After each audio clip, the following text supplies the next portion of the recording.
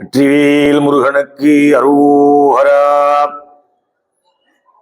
அவன் அருளாலே அவன் தாள் வணங்கி என்பதற்கிணங்க நாளைய தினம் தைப்பூசம்,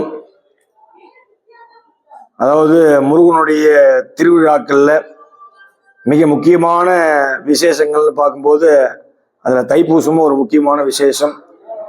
அதாவது பிரசித்தி பெற்ற எல்லா முருகன் கஷேத்திரத்திலையும் இந்த தைப்பூச திருவிழாவானது வெகு விமர்சையா கொண்டாடுறாங்க.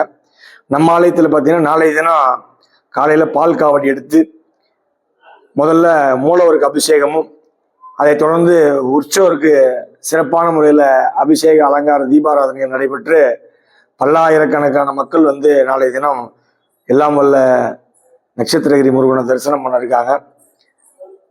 புண்ணிய தினங்கள் அப்படின்னு சொல்லும்போது அதுல தைப்பூசமும் ஒரு புண்ணிய தினமா வருது. இந்த மாதிரி ஒரு புண்ணிய தினங்கள்ல போய் நம்ம இந்த மாதிரி ஒரு புனிதமான க்ஷேத்திரங்கள்ல முருகப்பெருமானை தரிசனம் பண்ணி, முருகப்பெருமானை பிரார்த்தனை பண்ணி, முருகப்பெருமானை பார்த்து நம்ம வழிபாடுகள் செய்யும் போது நம்ம வாழ்க்கையில் இருக்கக்கூடிய அனைத்து விதமான கஷ்டங்களும் சரியாகி ஒரு சந்தோஷமான வாழ்க்கை அமையுது அப்படின்றது ஆகம சாஸ்திரங்களில் சொல்லப்படுது.